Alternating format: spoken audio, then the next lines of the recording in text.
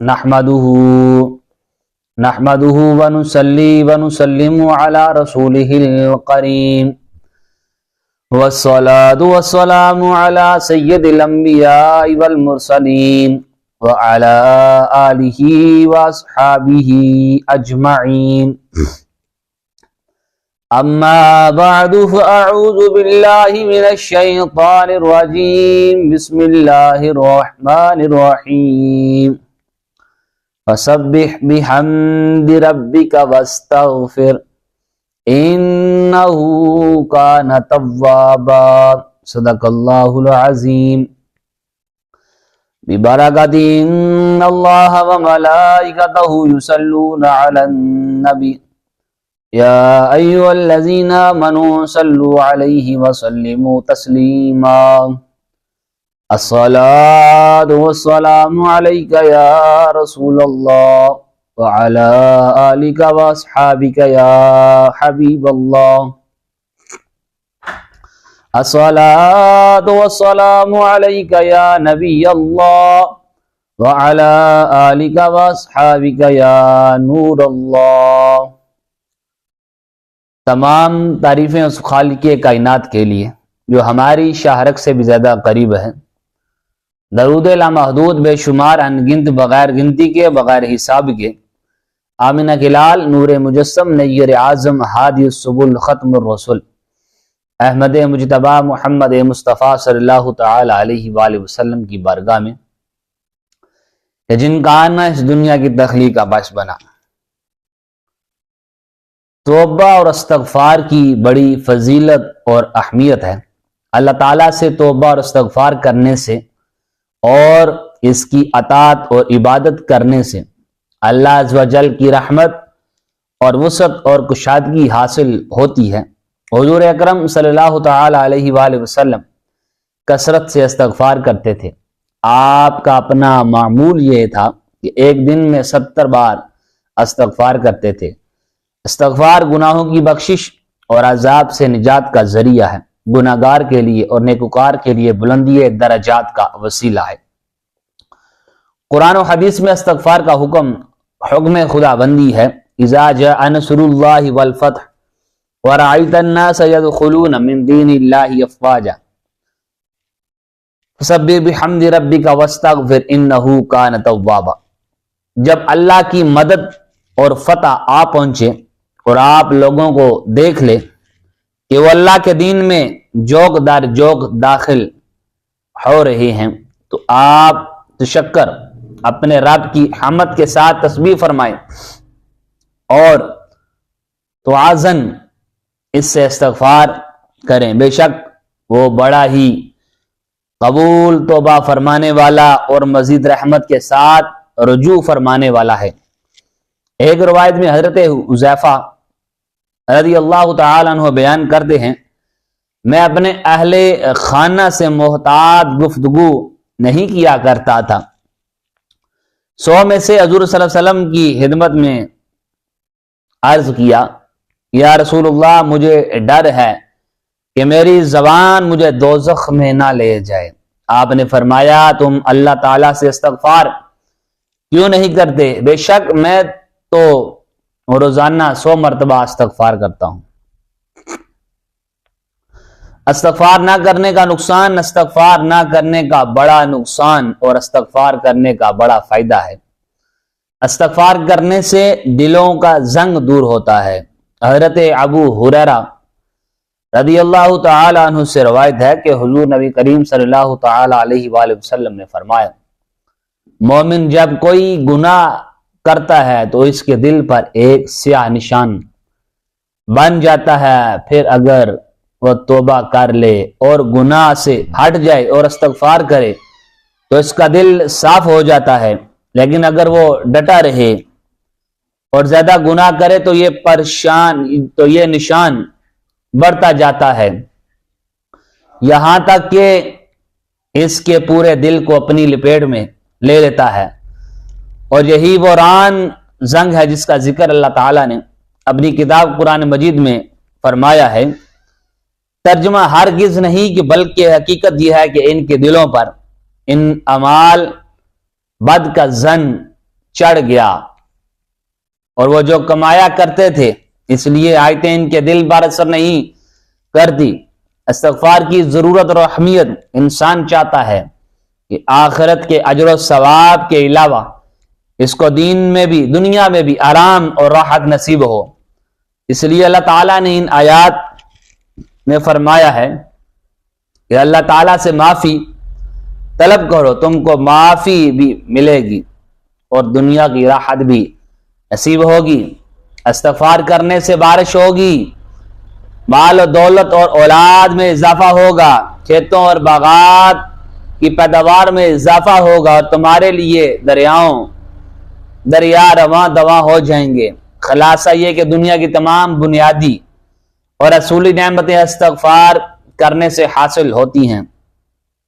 سو ہمیں چاہیے کہ ہم بے کثرت استغفار کیا کریں تاکہ ہماری ہر حاجت کا پوری ہو۔ اسی لیے ہمارے امام ابو حنیفہ رحمۃ اللہ علیہ کا مذہب ہے کہ بارش کی طلب میں اصل چیز اللہ تعالیٰ سے استغفار کرنا ہے، اور نماز استسقاء سنت لازمہ نہیں ہے، سنت مشروع ہے، یعنی یہ نماز بھی پڑھنی چاہیے لیکن اصل چیز اللہ تعالیٰ سے استغفار کرنا ہے۔ ارشاد باری تعالیٰ ہے والذین اذا فعلوا فاحشۃ او ظلموا انفسهم ذکروا اللہ فاستغفروا لذنوبهم ومن یغفر الذنوب الا اللہ ولم یصروا علی ما فعلوا وهم یعلمون۔ اور وہ کہ جب کوئی بے حیائی یا اپنی جانوں پر ظلم کرے، اللہ کو یاد کر کے اپنے گناہوں کی معافی چاہیے، اور گناہ کون بخشے سوا اللہ کے، اور اپنے کیے پر جان بوجھ کر آڑ نہ جائے۔ دوسری جگہ ارشاد تعالیٰ ہے لقد کفر الذین قالوا ان اللہ ثالث ثلاثہ وما من الہ الا الہ واحد وان لم ينتهوا عما یقولون لا یمسن الذین کفروا منہم عذاب علیم۔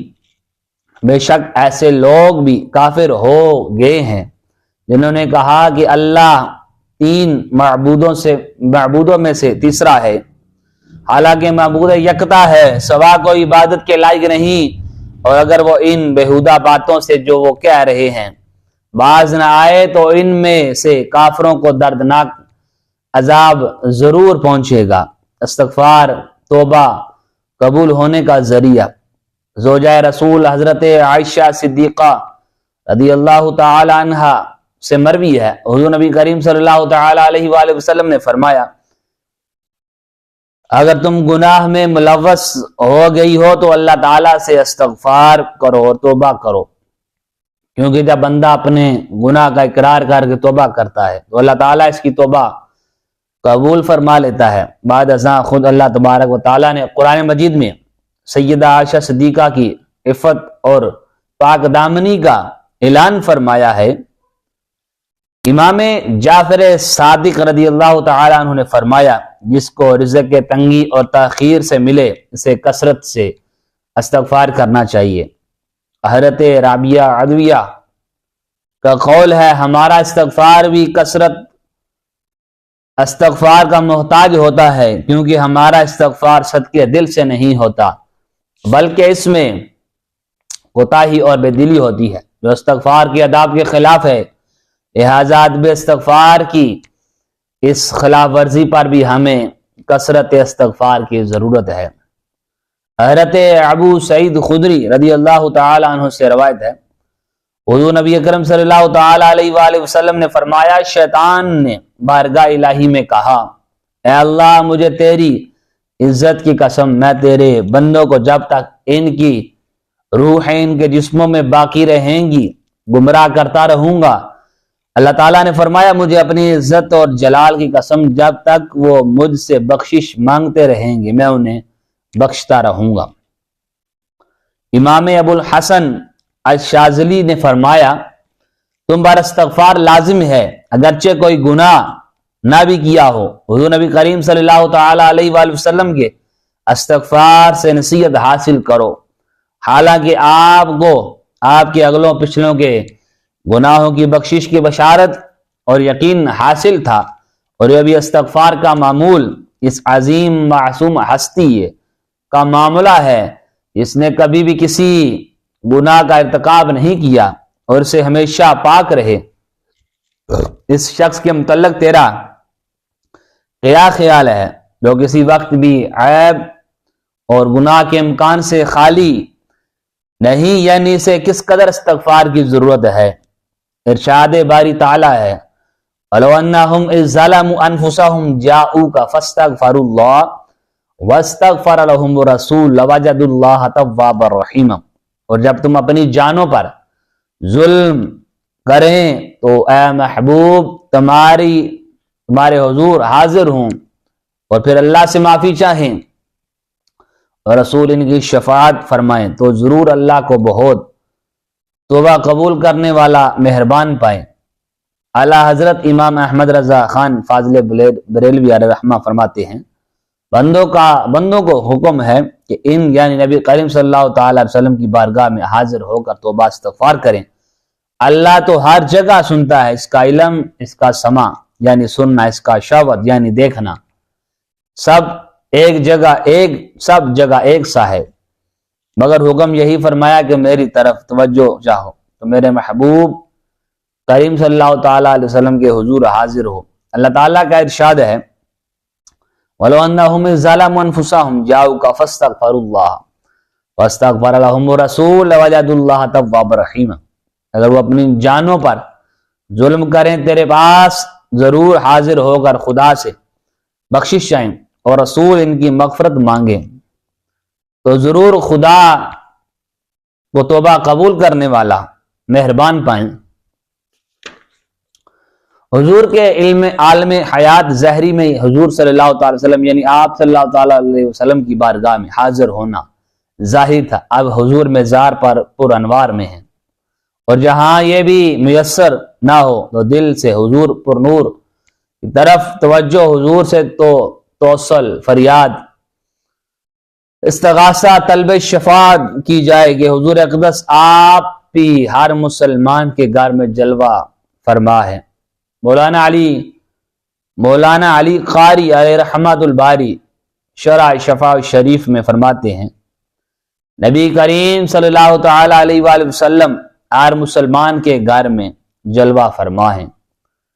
یاد رہے کہ تاجدار رسالت صلی اللہ تعالی علیہ وسلم کی ظاہری حیات مبارکہ میں آپ صلی اللہ تعالی علیہ وسلم کی بارگاہ میں حاضر ہوگا، اور وصال ظاہری کے بعد آپ صلی اللہ تعالی علیہ وآلہ وسلم کے مزار پر انوار پر حاضری دے کر اپنے گناہوں کی معافی چاہنے، اپنی مغفرت و نجات کی التجا کرنے اور اپنی مشکلات کی دوری چاہنے کا سلسلہ صحابہ کرام سے چلتا آ رہا ہے۔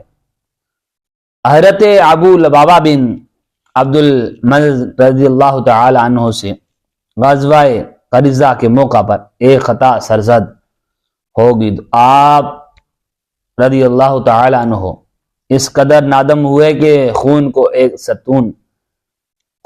ایک ستون کے ساتھ باندھ دیا اور کہا جب تک اللہ تعالیٰ میری توبہ قبول نہیں فرمائے گا تب تک نہ میں کچھ کھاؤں گا، نہ کچھ پیوں گا، نہ چیز چکھوں گا، یہاں تک کہ مجھے موت آ جائے۔